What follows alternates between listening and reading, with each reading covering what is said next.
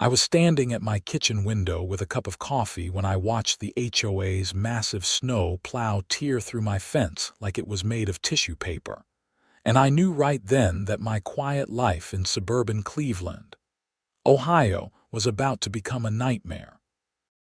The blizzard had been pounding our neighborhood for 18 hours straight. Snow was already piled 3 feet high, and the wind howled like something alive. I had moved to Meadowbrook Estates 6 months ago, drawn by the promise of well-maintained streets and good schools for when my sister's kids visited. The HOA seemed reasonable at first, just the usual rules about lawn maintenance and no parking on streets overnight. I should have known better.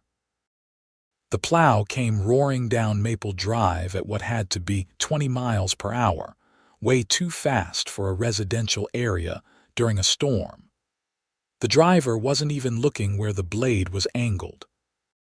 I watched in horror as the heavy steel blade caught the corner post of my fence, which sat maybe 6 inches onto what the HOA considered common property, though my survey said otherwise. The entire western section, a good 40 feet of cedar fencing that had cost me $4,000 to install last summer, exploded into splinters and broken boards. The plow kept going like nothing had happened, disappearing into the white curtain of snow.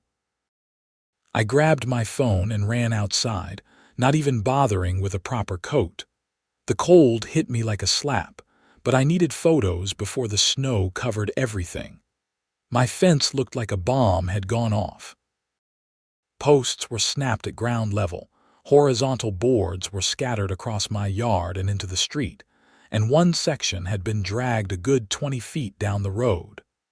I took at least 30 pictures from every angle, my fingers going numb as I swiped through the camera app. Back inside, I immediately called the HOA emergency line. It rang 8 times before someone picked up. Meadowbrook Estates, HOA, this is Brenda speaking. The voice sounded bored, like she was filing her nails while answering. Hi, this is Connor Ashford from 247 Maple Drive. Your snow plow just destroyed my fence. I need someone to come document this immediately. There was a pause, then the sound of papers shuffling. I'm sorry, did you say your fence was damaged, destroyed? Your plow drove straight through it. 40 feet of fencing is completely demolished. Well, Mr. Ashford, I'll make a note in the system, but you understand that during emergency snow removal operations, the HOA isn't liable for obstacles that impede safe removal of snow from common areas. I felt my blood pressure spike. Obstacles? It's a fence that's been there for months. Your driver wasn't paying attention. I'll submit a report. Someone will contact you within 3 to 5 business days. She hung up before I could respond. 3 to 5 business days. My fence was in pieces. My yard was exposed to the street, and I was supposed to wait almost a week for someone to even acknowledge the problem. I called my insurance company next, but they said I needed to file a police report first and get a statement from the HOA before they could process a claim. The non-emergency police line said they weren't responding to property damage calls during the blizzard unless someone was injured. I spent the rest of that day watching the snow pile up on the remains of my fence, feeling more helpless by the hour. By evening, the storm had finally started to ease up. I managed to drag some of the larger pieces of fence back into my yard, but most of it was beyond salvage. The wood had splintered in ways that made it clear this wasn't something I could just nail back together. The next morning dawned clear and brutally cold. I was outside at 7, documenting everything again in daylight. My neighbor Tom came over, a retired contractor who had lived in Meadowbrook Estates for 12 years. That's rough, Connor, he said, surveying the damage. HOA Plow? Yeah. They said they'd contact me in 3 to 5 business days. Tom shook his head. Let me guess, Brenda on the phone. How'd you know? because this isn't the first time. 2 years ago, same thing happened to the Hendersons 3 streets over. Plow took out their mailbox and a decorative stone wall. HOA dragged their feet for months, then claimed the Hendersons were responsible because the wall was 6 inches onto common property. You're kidding. I wish I was. They eventually settled, but only after the Hendersons hired a lawyer. Cost them more in legal fees than just fixing it themselves would have. Tom clapped me on the shoulder. Document everything. Every conversation, every email. You're going to need it. I went inside and started a file on my computer. Photos, timestamps, the exact time I called the HOA, Brenda's name. I even wrote out our conversation word for word while it was still fresh in my memory. Monday came and I still hadn't heard from the HOA. I called again and got the same runaround. Tuesday, nothing. Wednesday morning, I finally received an email from someone named Patricia Brennan, identified as the HOA property manager. The email was brief and hostile in that passive-aggressive way that's certain people perfect. Dear Mr. Ashford, we have reviewed the incident report from February 12th. After careful consideration and review of our community bylaws, we have determined that the fence in question was improperly positioned on common area property.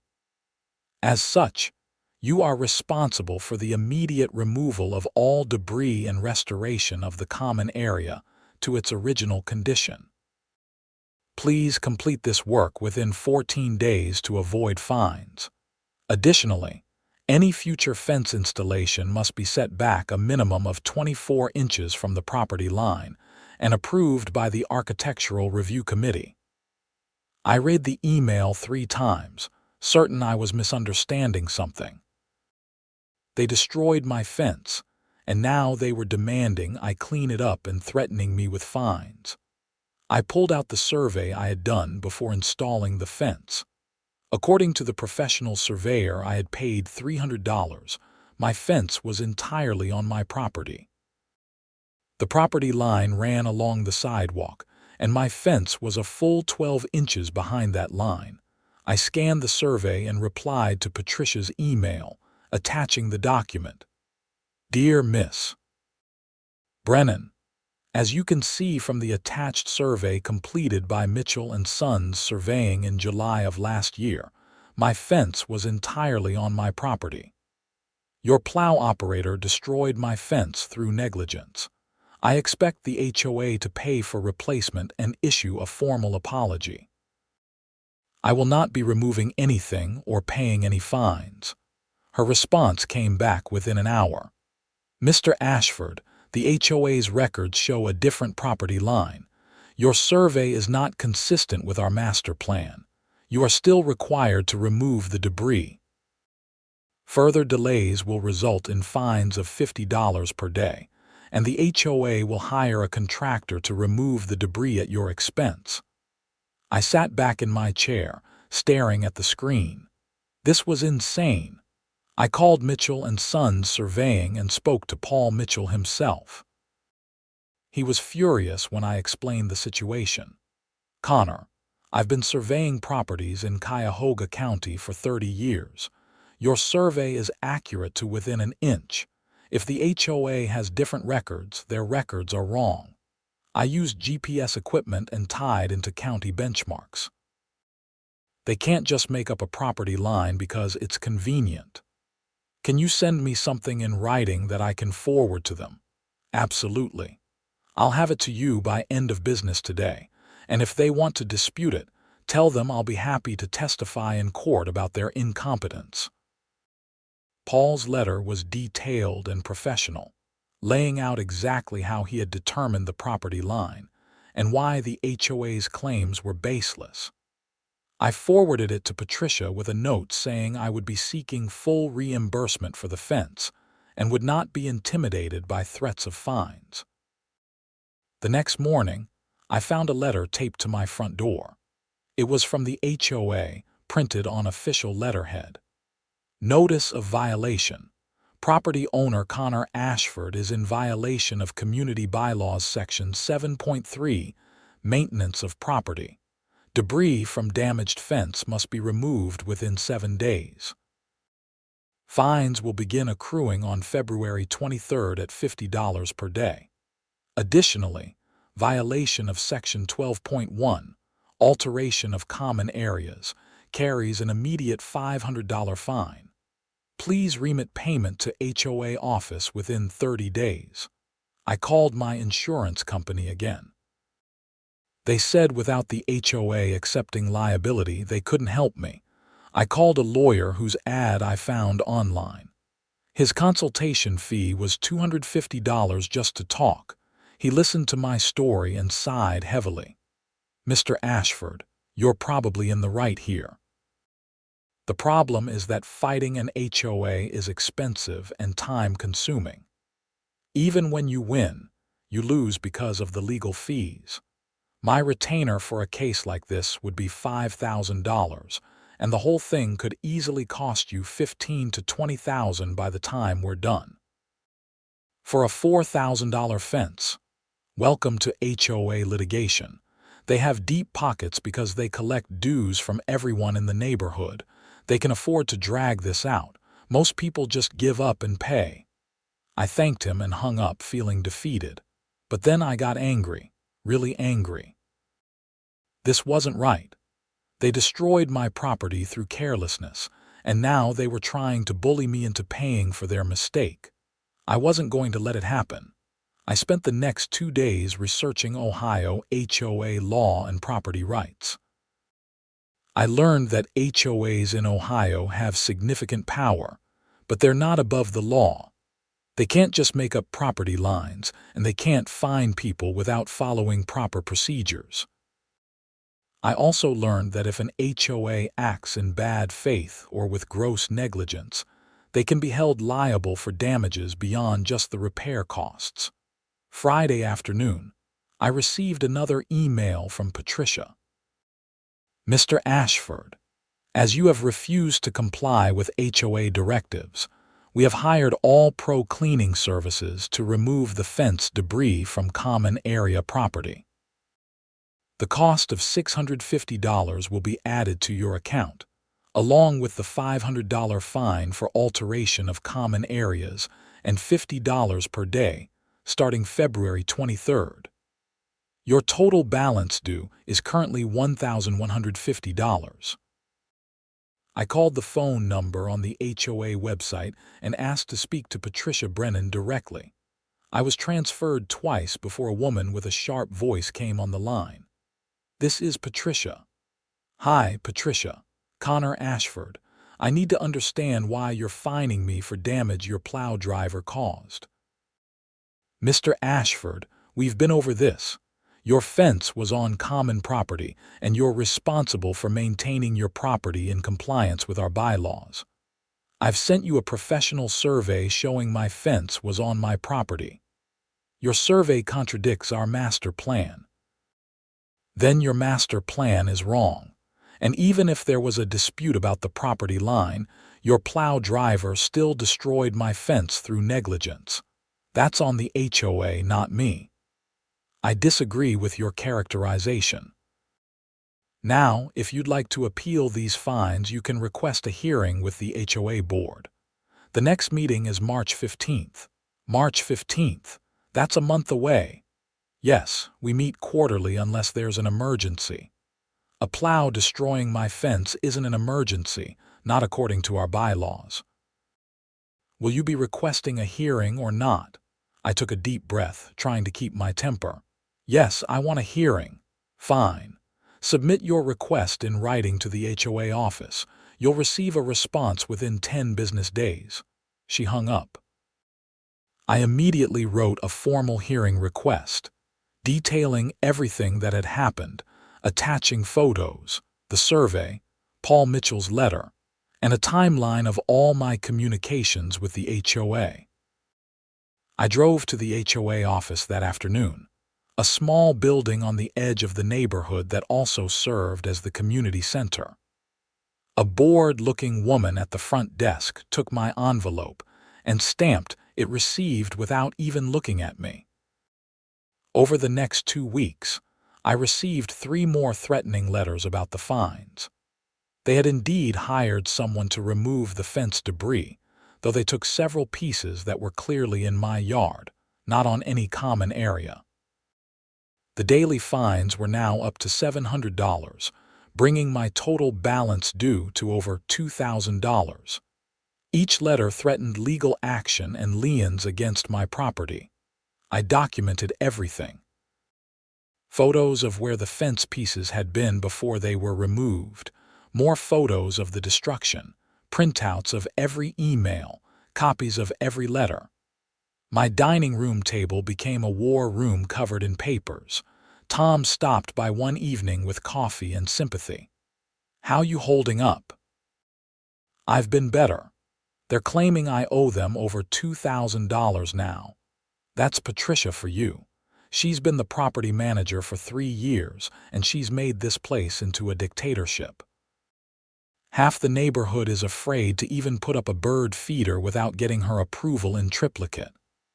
Why doesn't someone vote her out? She's not elected. She's hired by the HOA board, and the board president, Deborah Winters, is Patricia's best friend.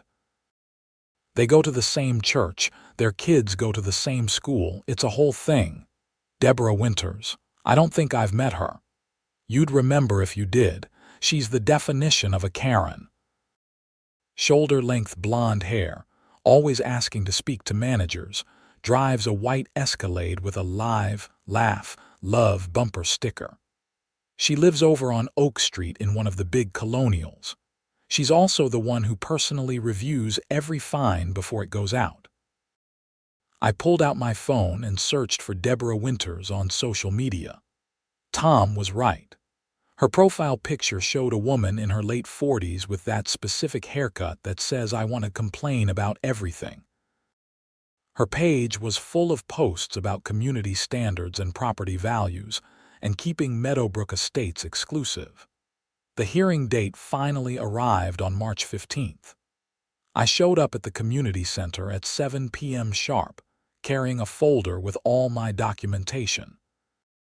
The meeting room was set up like a small courtroom, with a long table at the front where 5 board members sat. Deborah Winters was in the center, exactly as Tom had described her. To her right was Patricia Brennan, looking smug. The other board members were 2 men and another woman I didn't recognize. There were about 15 other residents scattered in the folding chairs, mostly older folks who looked like they attended every board meeting out of habit or boredom. Deborah banged a gavel that seemed unnecessarily large. This special session of the Meadowbrook Estates HOA board is now in session. We have one item on the agenda tonight, the appeal of fines levied against Connor Ashford of 247 Maple Drive. Mr. Ashford, you have 15 minutes to present your case. I stood up, suddenly nervous despite all my preparation. Thank you. On February 12th, during the blizzard, an HOA snow plow destroyed 40 feet of my fence. I have photos showing the damage happened during the storm, and I reported it to the HOA immediately. Instead of accepting responsibility, I've been fined over $2,000 and told that I'm responsible for the damage. This is completely unjust. I walked up and handed copies of my evidence to each board member. Photos of the destruction, the survey, Paul Mitchell's letter, the timeline of events. Deborah barely glanced at the papers before pushing them aside. Mr. Ashford, the issue isn't whether your fence was damaged. The issue is that your fence was improperly located on common area property, and therefore constituted a hazard during snow removal operations. The HOA cannot be held liable for removing hazards from common areas. But it wasn't on common area property. I have a professional survey right there showing the fence was entirely on my lot. Patricia leaned forward. Your survey contradicts the master plan filed with the county when this development was created in 1998. The master plan clearly shows a 24-inch easement along all streets for snow removal and utilities. An easement isn't the same as common property. And even if there is an easement, that doesn't give the HOA the right to destroy personal property without compensation. Deborah's expression hardened. Mr. Ashford, you're new to this community, so perhaps you don't understand how things work here. When you purchased your home, you agreed to abide by our covenants, conditions, and restrictions. Those CCRs give the HOA the authority to maintain common areas and enforce community standards. Your fence violated those standards. I got approval for the fence installation from the Architectural Review Committee last July. I have the approval letter. Let me see it, Deborah said, holding out her hand. I found the letter in my folder and handed it over. She read it quickly, then shook her head. This approval was for a fence along the rear property line, not the side yard facing Maple Drive. That's not what it says. It says perimeter fence installation and includes a diagram showing all 4 sides of my property. The diagram is unclear. This could reasonably be interpreted as only the rear fence. She set the letter down with finality.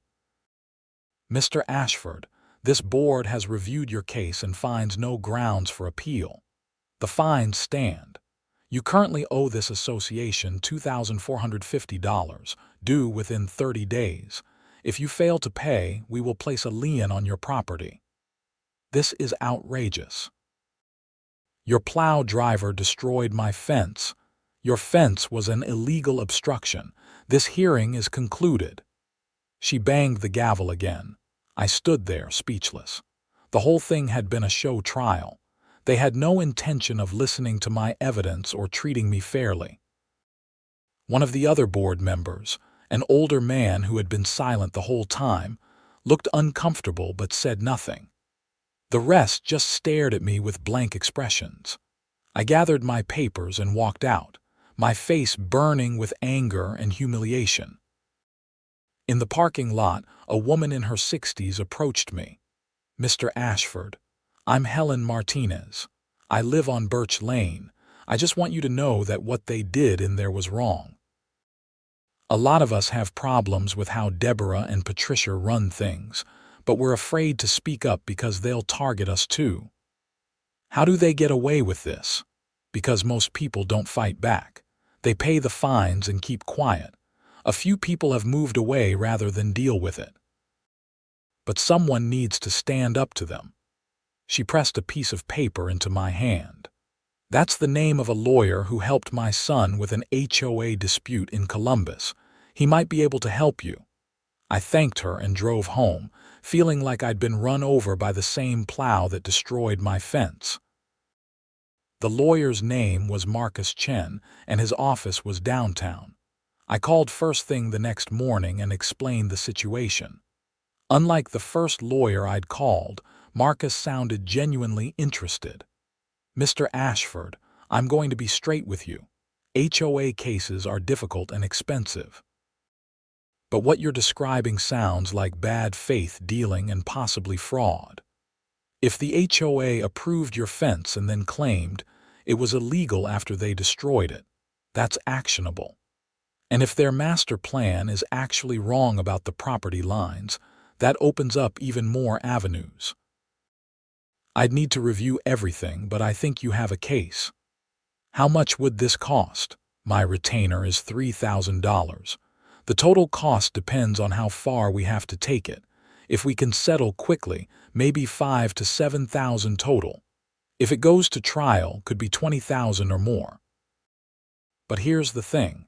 If we can prove bad faith, we can seek attorney fees and punitive damages. You wouldn't just get your fence replaced, you'd get compensated for all of this harassment.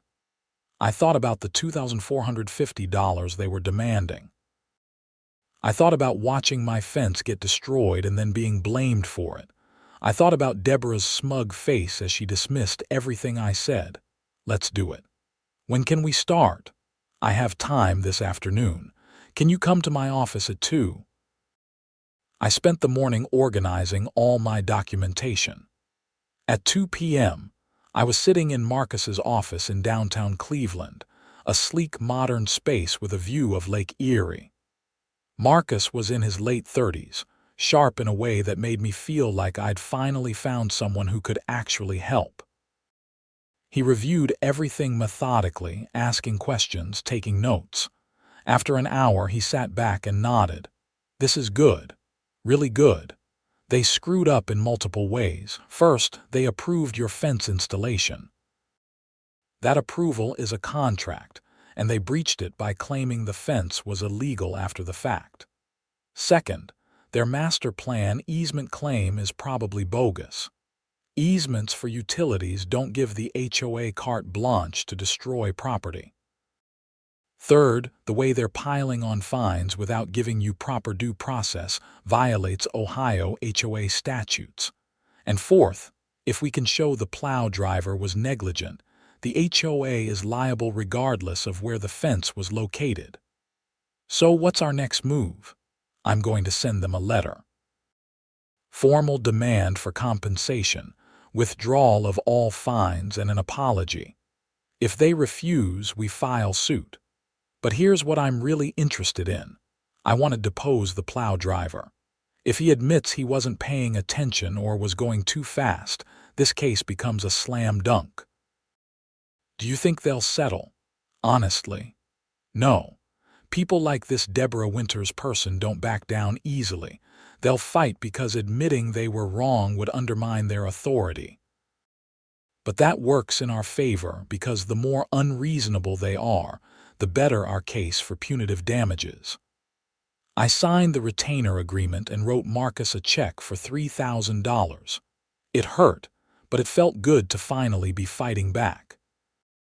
Marcus said he'd have a demand letter ready by the end of the week. True to his word, Marcus sent me a draft of the letter on Friday. It was beautiful, laying out every mistake the HOA had made in precise legal language and demanding $15,000 in damages, including the cost of the fence, attorney fees, and compensation for emotional distress. It gave them 14 days to respond. I didn't expect to hear anything, but the following Tuesday, Marcus called me. "Connor, you're not going to believe this. Patricia Brennan just called me, screaming about how we're harassing the HOA and threatening to countersue for filing a frivolous claim. Can they do that?" "They can try, but they won't win. This just tells me we hit a nerve. I told her we'd see them in court and hung up. I'm filing the complaint tomorrow." The lawsuit was filed in Cuyahoga County Court of Common Pleas on March 28. Connor Ashford v. Meadowbrook Estates Homeowners Association, Patricia Brennan, and Deborah Winters.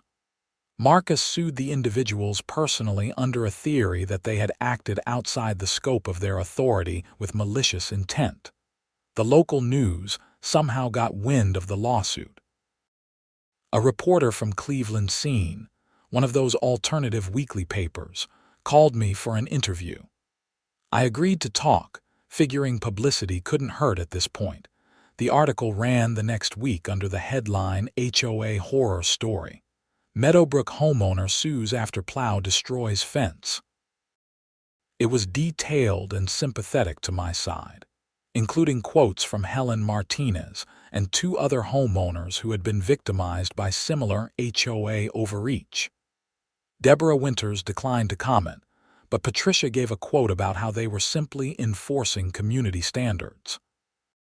The publicity changed everything. Suddenly, I was getting calls and emails from other Meadowbrook Estates residents who had their own horror stories. A couple who had been fined $5,000 for painting their front door the wrong shade of red. A retired teacher who had been threatened with legal action for planting roses in her front yard without approval. A young family who had been cited for leaving their trash cans visible from the street, even though their garage had been broken and they were waiting for repairs. Marcus saw an opportunity. "Connor, I think we might be able to turn this into a class action. If enough people have been subjected to this kind of treatment, we can go after the whole HOA structure and force a complete overhaul. How many people would we need? At least a dozen with solid claims. From what you're telling me, that won't be hard to find. We organized a meeting at my house on a Saturday afternoon. 23 people showed up, filling my living room and spilling into the kitchen. Everyone had a story. Tom talked about how he'd been fined for parking his work truck in his driveway overnight, even though he was a contractor, and the truck was clearly marked. Helen described being cited for having a brown spot in her lawn during a drought when the HOA itself had instituted watering restrictions.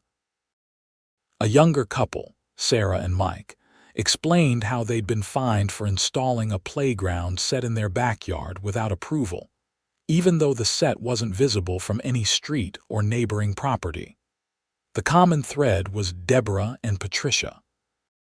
Every single person described the same pattern: arbitrary enforcement, refusal to listen to explanations, escalating fines, threats of liens and legal action. The HOA had become a personal fiefdom run by two women who seemed to derive pleasure from wielding power over their neighbors. Marcus listened to everyone's stories, taking detailed notes. At the end, he stood up and addressed the room.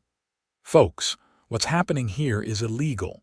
Ohio law requires HOAs to act in good faith and follow their own bylaws. What you're describing is selective enforcement, arbitrary fines, and violations of due process. We can fight this. If enough of you are willing to join the lawsuit, we can force this HOA to completely change how it operates." 18 people signed up on the spot. Marcus said he'd prepare an amended complaint and we'd file it within 2 weeks. The energy in the room was electric. For the first time since the plow destroyed my fence, I felt like I wasn't alone. The amended complaint was filed on April 15th. Now a class action lawsuit on behalf of 19 plaintiffs against the Meadowbrook Estates HOA, Deborah Winters, Patricia Brennan, and the other 3 board members. The claims included breach of fiduciary duty, selective enforcement, violations of Ohio HOA statutes, and fraud. We were seeking $250,000 in damages and an injunction requiring the HOA to implement new governance procedures. The lawsuit made the local TV news. Channel 5 sent a reporter to interview me outside my house, where the fence was still destroyed. I explained what had happened and how the HOA had responded. The reporter also interviewed Deborah, who was every bit the Karen Tom had described.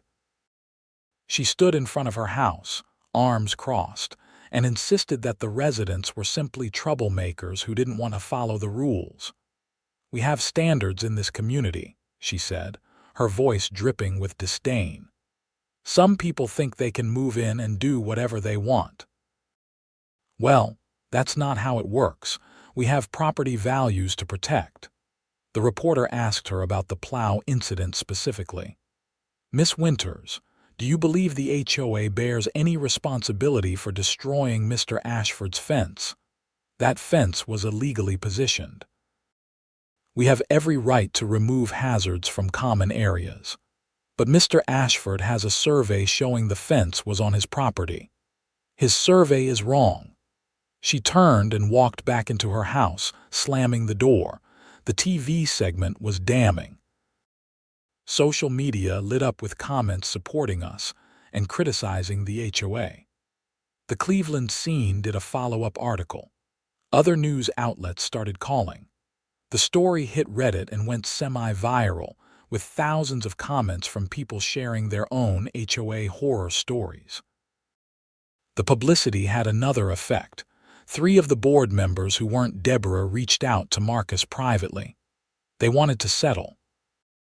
They claimed they hadn't known how bad things had gotten, that Deborah and Patricia handled most of the day-to-day decisions, and they were afraid of being personally bankrupted by the lawsuit. Marcus negotiated with their attorney.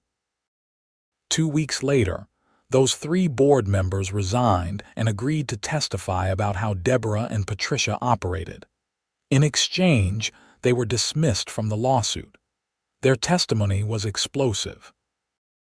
According to board member Richard Foster, Deborah and Patricia routinely made decisions without consulting the full board. They would decide to issue fines, hire contractors, and even approve or deny architectural requests on their own, then present the decisions as fait accompli at board meetings. When Richard or the others questioned these decisions, Deborah would shut them down, sometimes quite viciously. Richard also revealed that the master plan Patricia kept referencing didn't actually show what she claimed.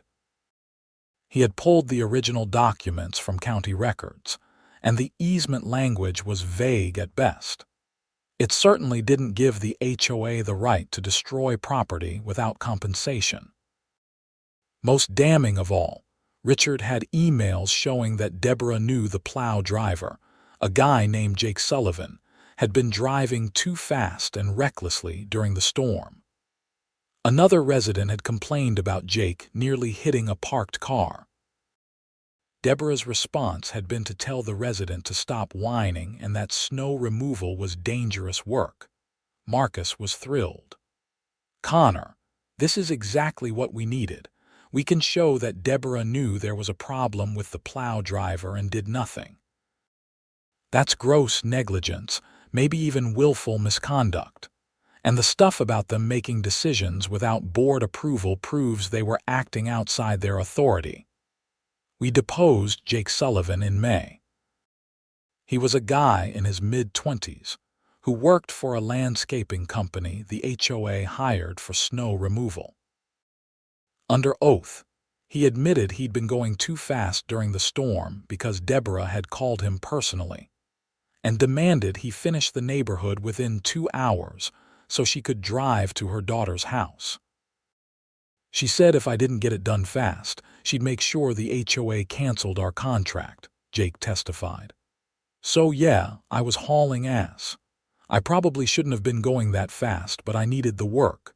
Times are tough, you know." Marcus asked if he'd seen the fence before he hit it. Jake shook his head. "Man, visibility was like 10 feet. I couldn't see anything. I felt the blade catch something and figured it was a snowbank or maybe some branches. Didn't realize it was a fence until later." "Did you stop and check?" "No, miss. Winters was texting me every 5 minutes asking where I was. I just kept going." "Did you report the damage to the HOA?" "I told the landscaping company owner, and he said he'd handle it. I assumed they'd deal with it." We deposed the landscaping company owner, Bob Martinez, who happened to be Helen's son. Bob testified that he had called Patricia Brennan the day after the storm to report the fence damage and ask how the HOA wanted to handle it. "She said it wasn't a problem because the fence was illegal anyway," Bob said. "She told me the homeowner would be responsible for cleanup. I thought that was weird, but she's the client, so I didn't argue." Marcus leaned forward. "Did Miss Brennan say anything else?" "Yeah, she said something like, 'This will teach him to follow the rules.' I remember because it seemed kind of vindictive." The case was shaping up even better than I'd hoped. Marcus filed a motion for summary judgment, arguing that the evidence was so one-sided that there was no need for a trial. The judge denied it, saying there were factual issues that needed to be resolved by a jury, but he did order mediation. The mediation was scheduled for June 20th at a neutral location downtown. I showed up with Marcus, feeling nervous but hopeful. Deborah and Patricia arrived with their lawyer, a stern-looking man named Gregory Walsh, who had a reputation as a bulldog. The mediator was a retired judge named Linda Patterson. We spent the first hour in separate rooms while Judge Patterson shuttled back and forth. Marcus told me that Walsh was trying to lowball us, offering to pay for the fence replacement and drop the fines but nothing more. "No way," I said. "They put me through hell for 4 months. They owe me a lot more than $4,000. Marcus smiled. That's what I told him. I said we're not settling for less than $50,000 total, plus they have to admit fault publicly. Judge Patterson came back an hour later. Mr. Walsh says his clients won't admit fault under any circumstances. They're willing to go to $30,000, but that's their final offer and you'd have to sign an NDA. An NDA? I looked at Marcus. They want to shut me up. That's standard in settlements, but given the publicity this case has already gotten, I think we can push back.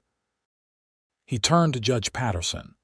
Tell them $75,000, no NDA, and a public apology, plus they have to implement new governance procedures approved by the court. Judge Patterson left again. When she came back 15 minutes later, she looked frustrated. They're not budging, Miss. Winters is insisting that settling would set a bad precedent and encourage other residents to sue. She wants to go to trial. Marcus gathered his papers. Then we'll see them in court. The trial was set for September 15th. Over the summer, Marcus prepared like he was going to war. We had expert witnesses lined up. Paul Mitchell to testify about the survey, an HOA governance expert to explain how Deborah and Patricia had violated their fiduciary duties, and a contractor to detail the cost of replacing the fence and repairing my yard. Marcus also lined up character witnesses, people who could testify about Deborah's pattern of abusive behavior. We had 12 residents ready to take the stand. The case had grown beyond just my fence. It was now about holding an out-of-control HOA accountable. 2 weeks before trial, something unexpected happened. I got a call from a woman named Jennifer Woods, who identified herself as an investigator with the Ohio Attorney General's office. "Mr. Ashford, we've been following your case with interest. Some of the allegations you've made suggest possible criminal fraud and misappropriation of HOA funds. Would you be willing to talk to us?" I immediately called Marcus, who said I should absolutely cooperate. We met with Jennifer and her colleague, a prosecutor named David Lee, at their office in downtown Cleveland. They asked detailed questions about how the HOA operated, particularly about the finances. "What made you think there might be fraud?" I asked. Jennifer pulled out a file. When HOA cases get publicity, we often take a look at the organization's books. We pulled the financial records for Meadowbrook Estates HOA and found some irregularities, payments to vendors that don't seem legitimate, contracts awarded without proper bidding. Miss.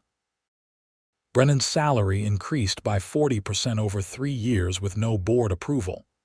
Can I get copies of those records? We'll share what we can.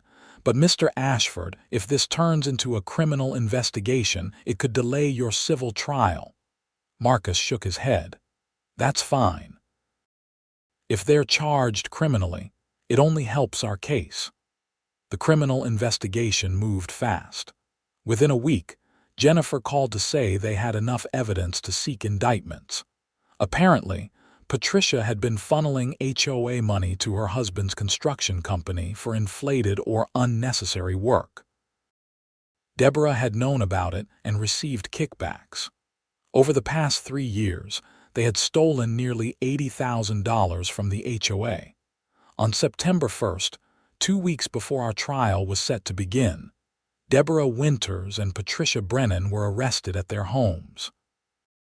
The charges included theft, fraud, and abuse of fiduciary duty. The local news covered the arrests extensively, with footage of both women being let out in handcuffs. Deborah's face was red with rage, while Patricia looked like she was going to be sick. The arrests changed everything. Walsh called Marcus the next day to discuss settlement. With his clients facing criminal charges, the civil lawsuit suddenly seemed like the least of their problems. Marcus demanded $100,000, no NDA, a public apology, and complete governance reform for the HOA. "We'll pay $90,000, Walsh said. "That's every penny of insurance coverage the HOA has. The rest of your demands are fine. My clients just want this to go away." Marcus looked at me. I thought about everything I'd been through, the stress, the anger, the feeling of helplessness. I thought about the other residents who had joined the lawsuit, people who had been bullied and intimidated for years. "Make it $95,000, I said. "And the apology has to be specific. They have to admit the plow destroyed my fence through negligence, that the fines were unjustified, and that they violated their duties as board members." Walsh agreed. The settlement was signed on September 10th. The $95,000 was split among the 19 plaintiffs, with $40,000 going to me as the lead plaintiff, and the rest divided among the others based on the severity of their cases. After Marcus's fees and costs, I netted about $28,000. It was more than enough to replace the fence, repair my yard, and compensate me for the nightmare. The public apology was published in the Meadowbrook Estates newsletter and posted on the HOA website. It was everything I'd wanted. The Meadowbrook Estates HOA acknowledges that errors were made in the handling of property damage that occurred during the February 2026 snowstorm. Specifically, an HOA contracted snow plow destroyed Connor Ashford's fence through driver negligence. The subsequent fines levied against Mr. Ashford were unjustified and issued without proper basis. Former board president Deborah Winters and former property manager Patricia Brennan violated their fiduciary duties through arbitrary enforcement of HOA rules, improper governance procedures, and financial misconduct. The HOA apologizes to Mr. Ashford and all residents who were treated unfairly. Under new leadership, the HOA is committed to transparent governance, fair enforcement of rules, and respect for all residents' rights. The governance reforms were even better. The settlement required the HOA to hire a professional management company with no ties to any board members, implement clear procedures for fines and appeals with real due process protections, and conduct annual independent financial audits. The board was expanded to 7 members with term limits, and no decisions could be made without a majority vote properly recorded in meeting minutes. A special election was held in October to fill the vacant board seats. Tom ran and won easily. Helen was elected too. The new board was made up of reasonable people who actually cared about the community rather than using the HOA as a power trip. The criminal case against Deborah and Patricia moved forward. In November, both women pled guilty to reduced charges. Patricia got 2 years in prison and was ordered to pay full restitution.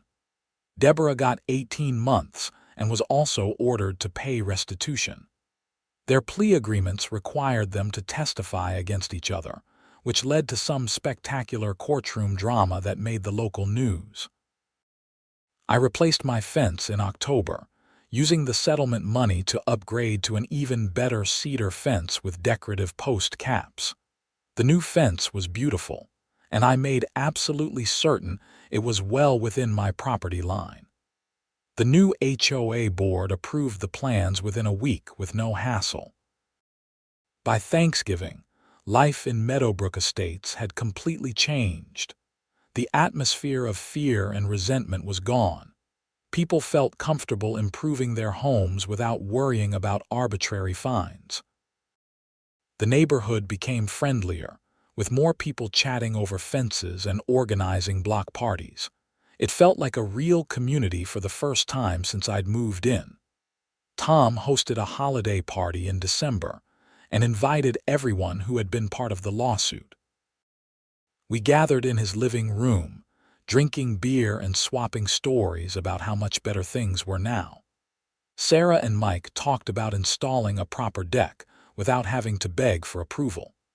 Helen showed pictures of her new rose garden, which had won an informal neighborhood beautification award. I stood by the window, looking out at the street where snow was starting to fall. This time last year, I'd watched that plow destroy my fence and felt completely powerless. Now, I was standing in a room full of friends, having helped change an entire community for the better. The legal battle had been exhausting and expensive, but it was worth every penny and every sleepless night. Marcus showed up late with a bottle of champagne. "Couldn't miss the victory party," he said, popping the cork. "Connor, you know you're something of a legend in local legal circles now. I've had 3 other people call me about suing their HOAs. You started a movement." "I just wanted my fence replaced," I said, laughing. "Yeah, but you didn't quit when they tried to bully you. That's the difference. Most people give up because fighting an HOA seems impossible. You proved it's not." We toasted to new beginnings and better governance. As the party wound down and people started heading home, Tom pulled me aside. "Connor, I just want to say thank you. I've lived here 12 years and this is the first time I've actually enjoyed it. You did that."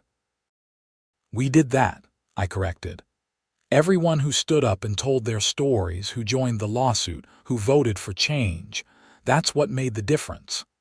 The next morning, I woke up to fresh snow covering the neighborhood.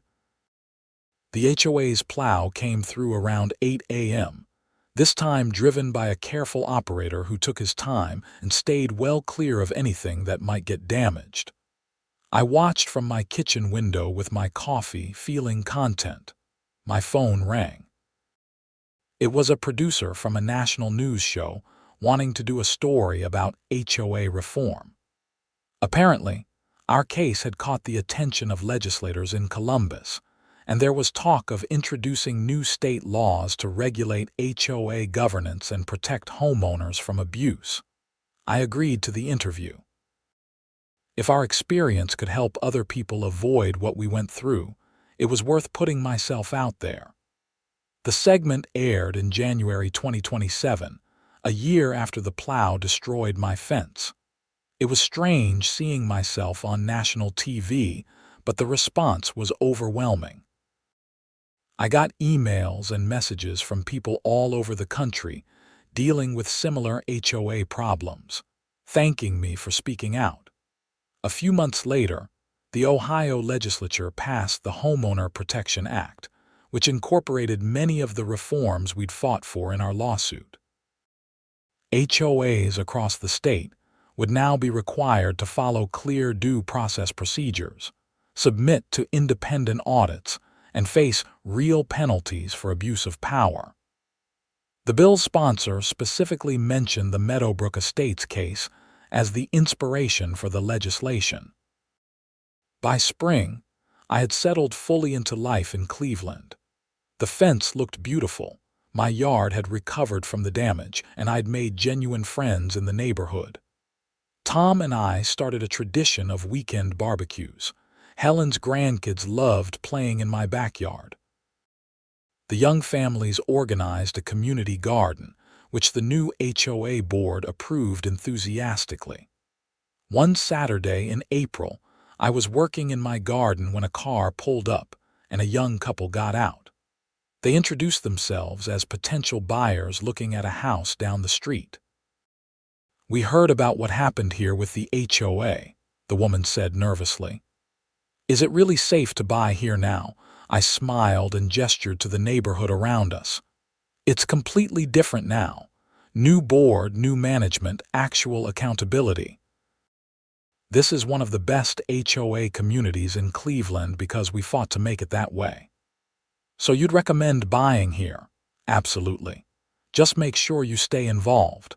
Go to board meetings, know your rights, and don't be afraid to speak up if something isn't right. That's how you keep an HOA honest." They thanked me and headed off to their showing. I went back to my gardening, thinking about how far we'd come. A year ago, I'd been ready to move out rather than deal with the HOA's harassment. Now I was recommending the neighborhood to potential buyers. That evening I sat on my back deck with a beer, watching the sunset paint the sky orange and pink. My fence cast long shadows across the lawn. Somewhere in the neighborhood, kids were playing and I could smell someone grilling burgers. It was peaceful and perfect. My phone buzzed with a text from Marcus. "Hey Connor, just won another HOA case using our arguments from your trial. Thanks for being willing to fight. You changed the game." I typed back a reply. "Glad I could help. Still can't believe it all started with a plow and a fence." "That's how it always starts," Marcus responded. "One person saying this isn't right and refusing to back down. You should be proud." I was proud, not just of winning, but of how winning had helped so many other people. The lawsuit had been about more than money or even justice. It had been about standing up to bullies, about refusing to accept that someone else's power means you have no rights, about proving that ordinary people can fight back against institutions that seem untouchable. The criminal cases wrapped up in May. Patricia served her time at the Ohio Reformatory for Women, and Deborah went to a minimum security facility in Marion. Their arrests had made headlines, but their imprisonment was just a footnote. The real story was how a community came together to demand better. In June, the new HOA board organized a neighborhood anniversary party to celebrate a year of improved governance. Someone made a banner that said, "1 year better," and hung it across the community center entrance. There was food, music, and speeches from the new board members about their vision for Meadowbrook Estates. Tom asked me to say a few words. I stood up in front of 100 neighbors and felt suddenly emotional. A year and a half ago, I moved here hoping for a quiet life in a nice neighborhood. Instead, I got a destroyed fence, thousands of dollars in bogus fines, and a crash course in HOA law. People laughed. But I also got something I didn't expect. I got to meet all of you. I got to see what happens when people decide they've had enough of being pushed around. This neighborhood is special now, not because of the houses or the streets, but because we fought together to make it a place where everyone is treated fairly. Thank you for standing with me. Thank you for not giving up, and thank you for making this feel like home. The applause was loud and genuine. Later, as I was loading paper plates into a trash bag, Helen came over and hugged me. "My son Bob wanted me to thank you again," she said. "After everything came out about Patricia and Deborah, his landscaping company got more contracts. People trust him now because he was honest about what happened with the plow. You helped his business just by telling the truth. I'm glad something good came out of it for everyone. More than you know, Connor, more than you know." As summer turned to fall, life continued to improve. The HOA used the money they'd recovered from Patricia and Deborah's restitution to make real improvements in the neighborhood. Repaving roads, upgrading the community center, planting trees. The new management company was professional and responsive. When I called about a drainage issue in my yard, someone came out the next day to look at it and had it fixed within a week. I started dating someone I met at a community event, a teacher named Emily who lived a few streets over. We'd go for walks around the neighborhood in the evenings, and she'd comment on how friendly everyone seemed. "It's not like this everywhere," she told me. "I grew up in an HOA that was just as bad as what you dealt with. My parents eventually moved because they couldn't take it anymore." It's nice to see that things can actually change. By October, I'd been living in Meadowbrook Estates for almost 2 years. The anniversary of the Plow incident came and went without fanfare. My fence was still standing, solid and straight. The yard looked better than ever. I'd planted flowers along the fence line, and they bloomed in bright colors all summer. One evening, I got a call from a documentary filmmaker who wanted to make a short film about HOA reform using our case as the centerpiece. I agreed, as long as the focus was on the systemic issues rather than just my personal story. The film was released online the following spring and got over 1 million views. It sparked conversations across the country about HOA governance and led to reform efforts in several other states. I never expected to become an accidental activist. I just wanted to live in peace in my house and not be harassed by petty tyrants. But sometimes life pushes you into roles you never auditioned for, and you have to decide whether to run away or stand and fight. I'm glad I fought. Not just for myself, but for Tom and Helen and Sarah and Mike and everyone else who had been suffering in silence. We proved that you don't have to be rich or powerful to demand justice. You just have to be stubborn enough to refuse to quit and brave enough to tell your story. The fence still stands as a reminder of where this all started. Sometimes, when I'm out in my yard on a quiet morning, I run my hand along the smooth cedar boards and think about everything that happened. The destruction, the anger, the fear, and ultimately the victory. That fence is more than just property line separation. It's a monument to the idea that ordinary people can change things when they work together. And every winter, when the snow falls and the plows come through, I watch from my window with my coffee and feel grateful. Grateful for friends, for justice, for a community that learned to stand up for itself. Grateful that one destroyed fence led to so much positive change. That's the story of how an HOA plow destroyed my fence during a storm, and how fighting back against an unjust system changed everything.